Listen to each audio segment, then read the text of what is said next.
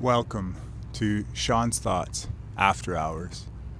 You're here with me on the dock on the Fraser River, just outside of New Westminster, and we're looking at another sun setting and, well, a building that was actually built upon the water.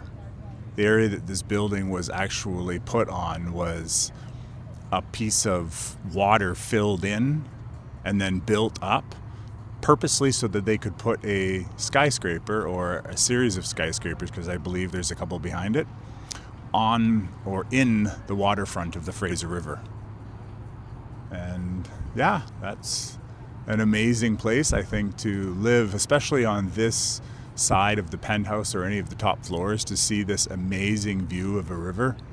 You know, as I recently posted in my video that I did the other night, the other After Hours, where I was looking at another video in Surrey of a building at dusk or towards dusk, and I mentioned that if I were to live in Surrey, that's the area that I would want to live. And I honestly feel as if I were to ever want to live in New Westminster, it would be on any of the top floors of either this side or the completely opposite side, where you could see forever into the sunset. I think that would be absolutely amazing.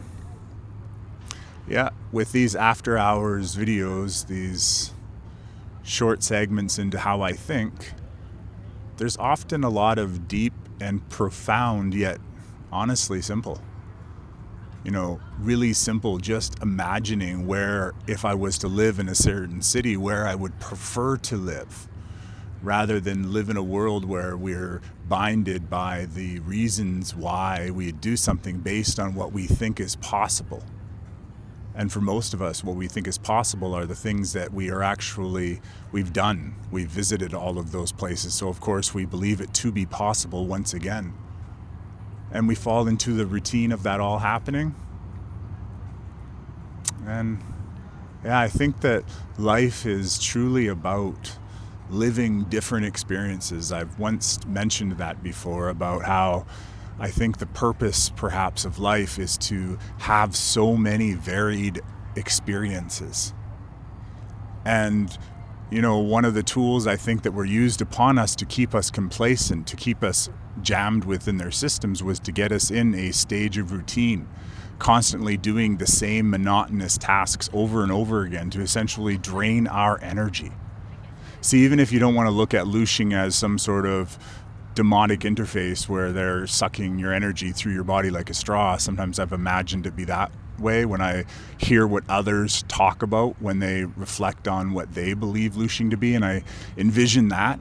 I have a very powerful imagination, we'll say, and when I hear words, when I see words, when I think of words, I can imagine larger narratives over them. That's what made me a very strong screenwriter. When I would be working on writing a screenplay, specific scenes, for example, I would be able to get into seeing what was happening, like almost visualizing it, and then as if observing and therefore writing down what I observed. And the interesting thing about my scripts is I would often get into a scene and then the scene would change. It would be, or the main characters, they would do something specific in a certain way, and I'd, get that in my imagination, my wonder of it happening, seeing it almost as if it happened, and then writing it down, and then essentially recording what I saw. And so I guess I'm going off on a tangent, following back to the idea of wonder.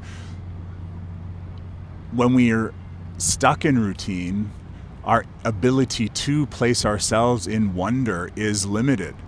Actually, tonight I was, or more so, not tonight, I mean today.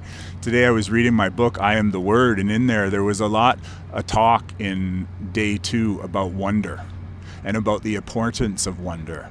And although I recently did a podcast episode, there I go again plugging one of my videos. I'll pin it here if I remember. Anyways, in this reading of day 2 on the book I Am the Word, a channeled text by Paul Selig, which I did a reading on, we talked about how wonder opened us up to the possibility. See, to have something manifest in our lives, we have to first have it come as an idea, as a possibility. And wonder allows us to get into that possibility that something could happen. And because it could happen, it made it more probable that it would happen.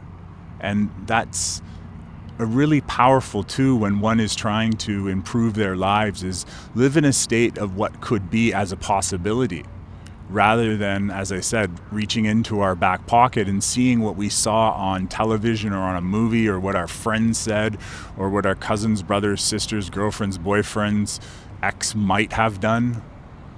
To live in a reality where whatever it is that we would desire, to live as if it was possible, rather than making the decisions almost. And the interesting part of that is I've come to have a better understanding of what narcissism is.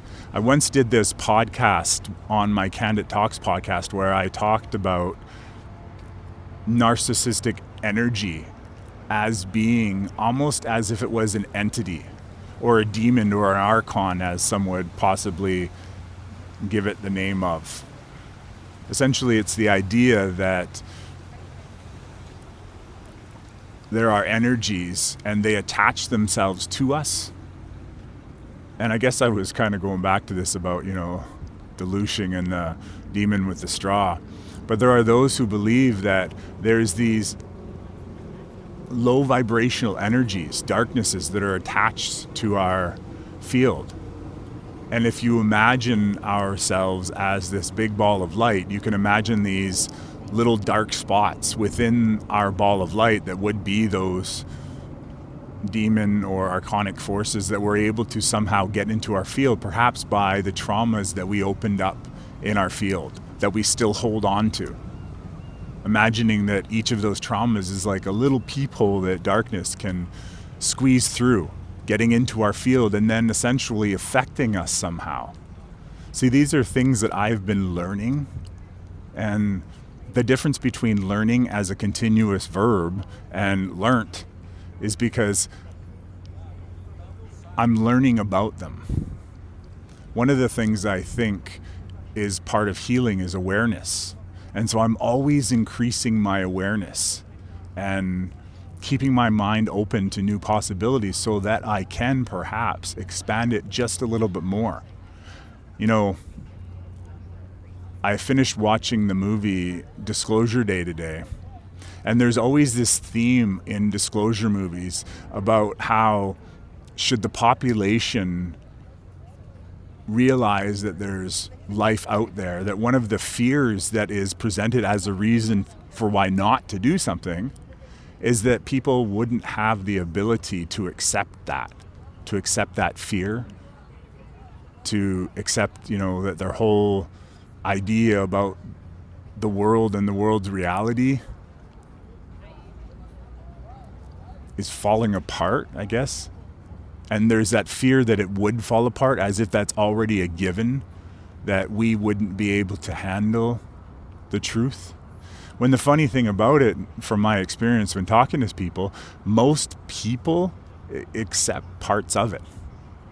And coming to the term with that reality of it actually being true, I think would offer a lot more positivity. Because there are so many people out there that for such a long time believed so immensely that this was true. And there was so much almost damnation against people, mockery and all these lower vibrational reactions to it, judgment, and a lot of talking and a lot of naysaying and a lot of gossiping and, even anger caused by it. And if we could rectify a lot of those issues, not by vindication, not by saying, yeah, see, I was right, just by those who mocked, those who did the hateful things, those who were indecent about things, that those people could have the opportunity See, not the requirement, but have the opportunity to release that trauma. And the same thing with the other person, have to release that trauma. Just feeling that, yeah, I held tightly to what I believed, and what I believed turned out to be true. And regardless of what all those other people said or did to me, I held true to my beliefs. Kind of like a victory to remain standing, even after everything.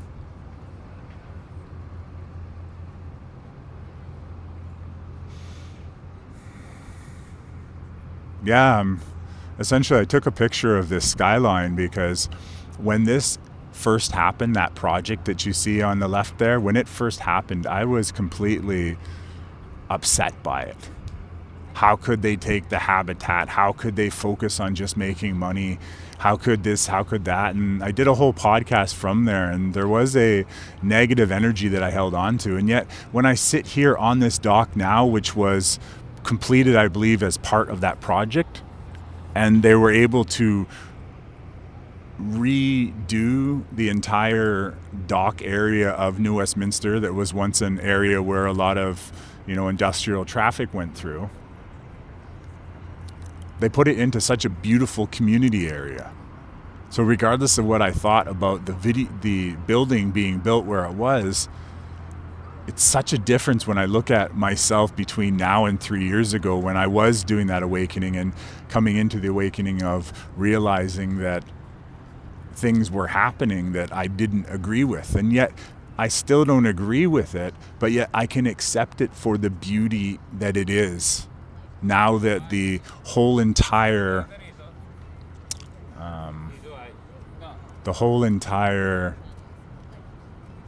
vision has been completed, because this is the first time that I've been down here since this area of the dock has been completed. It's the first time in a long time that I've been down here to New Westminster. New Westminster supposedly was the first capital of British Columbia. They had it somewhere else really quickly for a short time, and then they put it on the island, which has always been kind of interesting to me, that they would put the capital of our province on an island that you had to pay to get to.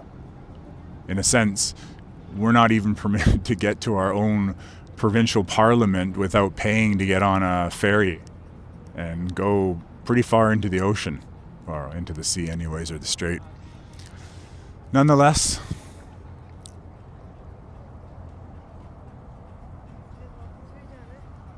as I was saying about the belief that those entities do exist.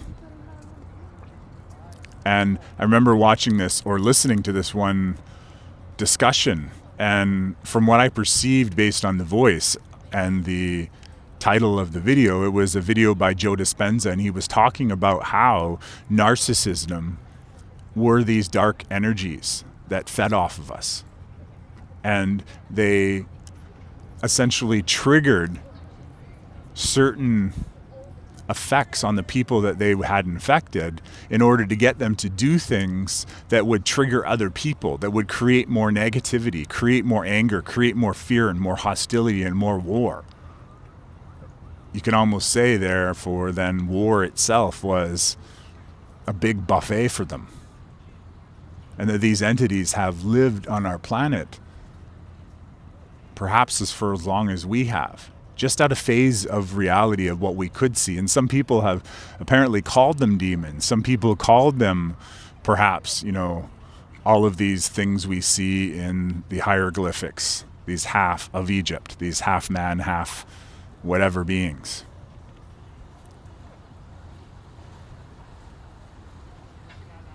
Yeah, to think of something that there is outside of our reality that's just beyond our visible spectrum kind of opens the world up to more possibilities, huh? The interesting thing was, I was talking to a Jehovah's Witness friend of mine, and he, from my understanding, because it's my perception, of course, of what he's saying, that the Jehovah's Witnesses believe that there are demons. They call them demons. And we can all have our own visual ideas of what demons look like, but they call them demons, and they are there, just beyond our visible spectrum. And so when I get collaboration with other podcast people that I listen to, I'll call that, like Carrie Kay and Kevin Trudeau. Well, not Kevin Trudeau so much, but nonetheless, Carrie Kay and Kim Gogan and Bashar. Yeah, Bashar, once again, he doesn't talk about it as much, or at least not as I remember. But I'm just going through all my head and I'm sifting through the information. Anyways, there has been a lot of channels anyways that are created on YouTube and Rumble, mostly YouTube, showing all of these videos. And then hearing Dr. Joe Dispenza, at least I thought it was. It could have been an AI version of his voice, for example. You never know nowadays. There's a lot of unofficial bootlegging of all of these speakers' information, as well as AI making their own voices sound like however they want to sound. I often wonder if the audios that I put up, whether or not they're heard to their totality of when someone actually listens to them, or if things are changed out. Yes, I'm a very suspicious person when it comes to the amount of possible interference one can experience based on, well, my experience. I've experienced so many different things that just seem to be obvious, purposeful irritants on me, trying to make me get angry, trying to, trigger me into feeling something. As if there was that entity, maybe that's where I get the straw with the demon and sucking out or looshing out my energy, triggering me. It kind of goes back to that movie, Monsters, Inc., when the monsters came into the room and they purposely triggered the kids to get them to be scared. If you know a lot about we'll call it the alternative history theories, there's a lot of belief that making us scared, just like the movie in Monsters, Inc., was something that was practiced. See, this is more than just a random idea. I guess, honestly, a lot of the stuff that I talk about, it doesn't just come up from me thinking about it and imagining it. There are so many people out there right now that have so many ideas of what the truth of reality is. And when you think about it, the thing that remains equal among them all, equal among you all, is that we all believe that there's something going on. And I keep putting this in podcasts. I keep putting that out there that, I'm searching for truth. I refer to myself as a truth seeker rather than telling people what the truth is, because I think it's open for everyone to have their own discernment, to figure out things for themselves, to do their own research. One of the largest programs we were ever programmed with in school is to take what someone gives us as authority, teacher, for example, and just believe that's true. And yes, in the movies, they put it up as, question when you don't think something's right. And but yet, when I was in school growing up and I questioned whether it was a teacher or a principal, whatever this or that, a parent, when I didn't think someone was right, I got told not to do it. So in a sense, we're programmed right away to accept what that authority figure says. And then that gets transferred on to our bosses, to the police, and to the governments. And not that we shouldn't obey civil society and, we should respect everyone, regardless of what roles they play.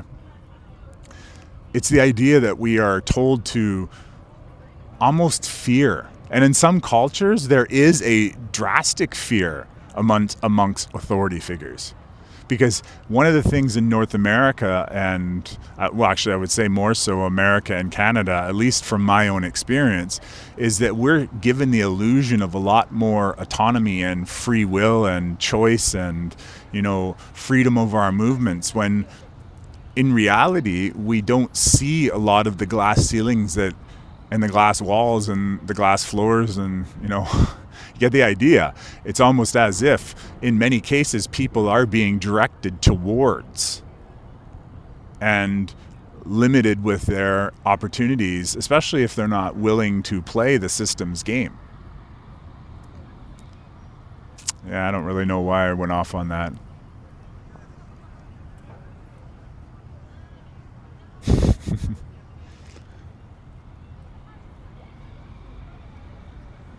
Yeah, it's such a beautiful night tonight.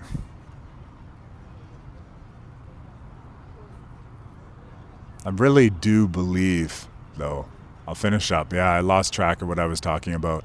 There was a person that walked, as you saw, into the camera. She walked to the end of the pier, did a circle, walked back through the camera, and while she was walking, I was tracing her, or not tracing her, but tracking her, yeah, with my eyes while I was looking at the building, so it really did distract me. And so even that goes right back to, sometimes it's maybe those things we can't see, but it's also affecting those people in our life that we can see. As if these narcissistic energies, utilize us in cases to get their energy. And if that's true, if we have all been affected by that, I think right there is a huge possibility for forgiveness. Recognizing that perhaps we weren't as in full of control that we thought. And this goes even for the idea of all those people who have been working so hard on manifesting that life, believing the ideas of manifestation, the ability to, like, doubting them or even, stepping away from them and dropping back into the matrix. That if we were to recognize that we weren't solely responsible, yes, responsible because we play a part in our whole experience, but yet realizing that there was something that was playing and had an ulterior motive to essentially restrict us, keep us down, keep us low vibration, keep us away from that which would make us happiest. Because when we are happiness, when we are our happiest, I imagine us glowing like even a brighter star. Like, imagine that every star in the sky is all the people of the world. And then imagine all the stars that are the brightest, that those stars are the happiest. And that there is a potential possibility, perhaps, of all stars being equally happy. Not obviously in reality, they're all not going to be all clustered together. But that imagine the possibility of all those stars being bright, and then brighter, and then brighter, and then brighter. And then when you looked up into the sky, there wouldn't be any division between the stars because their light would be essentially connecting them. So all we would see is one. And then no matter what star we were on when that happened, no matter what planet I mean, we would be within all that is. And that's kind of how I've honestly come to see Source. Source is simply all that is. That God is all that is. God is everything we see, everything we touch, everything we are. As it all comes from Source. It all comes from God. And that we all are part of that. Biological, of course. Yet, our understanding of biology, I think, is going to start shifting dramatically very soon. I realize I got to go and catch the train, so I'm going to leave it there. Thank you so much. Have a beautiful, beautiful night, and let's make the rest of 2026 super amazing. Come join me on Patreon. Like, if we're going to stay in this reality for a little while longer, then let's start getting together. And you can do that by joining me on Patreon. And I don't know, those are just ideas that I have. But if there are people out there, or there's another content creator online who wants to collab on something, and perhaps that's the jump off for getting this podcast going, I'm not certain. But, let's join up together. Let's support my channel on Patreon, And I got this thing called Wise recently, so I'm on there as well.